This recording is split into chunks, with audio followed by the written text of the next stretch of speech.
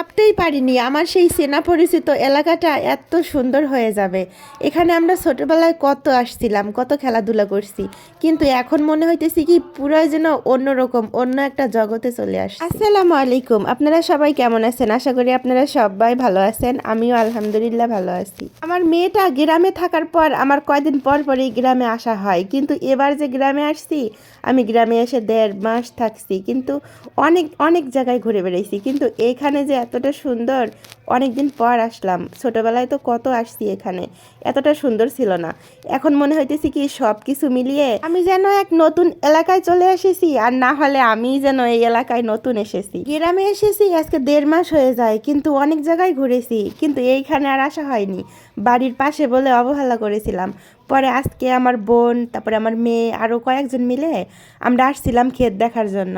তো দূর থেকে দেখতেছিলাম এটা পুরো পাহাড়ের মতো লাগতেছে, পুরো যেন অন্যরকম একটা পাহাড়ি এলাকা। আরে দূর থেকে যখন এরকম দেখা যাইতেছে, আমি আবার বলতেছি যে ওটা তো অনেক সুন্দর দেখা যাইতেছে, চলো ওখানে যাই দেখি কি অবস্থা।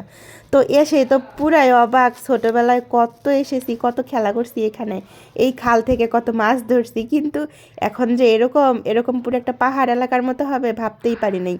তো এখানে এসে পুরো মনটাই ভরে গেছে। এখানে আমি এত সুন্দর সুন্দর বলতেছি কেন, আগে এখানে এতটা সুন্দর ছিল না, কারণ গাছপালা ছিল, পুরো একটা জঙ্গলের মতো ছিল। তো এখন এটা নাকি মেন রোড বানাবে, রাস্তা বানাবে, এই জন্যে আজকে 2-3 বছর ধরে মাটি কেটে কেটে রেখে দিছে। তো এই জন্য মাটিগুলা কাটার জন্য এখানে পুরো পাহাড়ের মতো দেখা যাইতেছে দূর থেকে। আর এমনি তো আমাদের দিনাজপুর এলাকা বলে বলতেছি না, আমাদের দিনাজপুরটা আসলেই অনেক সুন্দর, দিনাজপুরে দেখার মতো অনেক কিছুই আছে। তো আজকে আমরা আপনাদেরকে এই ছোট্ট একটা বিল দেখাইলাম, ইনশাআল্লাহ অন্য একদিন আরও অন্য জায়গা ঘুরে দেখাবো, দিনাজপুরের ভিন্ন জগৎ, স্বপ্নপুরী, তো এসব অনেক কিছুই দেখাবো। তো যাই হোক, এখানে আমরা আসছি, দেখেন আমার মেয়েটা কতটা দুষ্টুমি শুরু করে দিছে, সে কতগুলো জঙ্গল হাতে নিছে, সেগুলো নাকি নিয়ে পুকুরে ছেড়ে দেবে। পুকুরে নাকি বলে ওগুলো ফুল হবে, বড় হবে, মানে এরকমই হয় আর কি, এগুলো পানির লতা পাতা।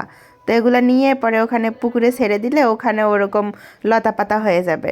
তো যাই হোক, এখানে দেখেন আমাদের ছাগল ছেড়ে দিয়েছিলাম, এই খালের পাড়েই ছাগল ছেড়ে দিছি।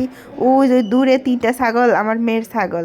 তো আমার মেয়ে বলতেছে যে আম্মু দেখো ছাগলগুলা আমাদের সাথে সাথে এত দূর চলে আসছে। তো আমি আবার আমার মেয়েকে বলতেছি হ্যাঁ তোমার ছাগল তোমার সাথে ঘুরতে আসছে। এখানে আবার বাড়ি যাওয়ার পথে দেখেন আমার মেয়ে আর আমার বোন দুষ্টামি শুরু করে দিছে।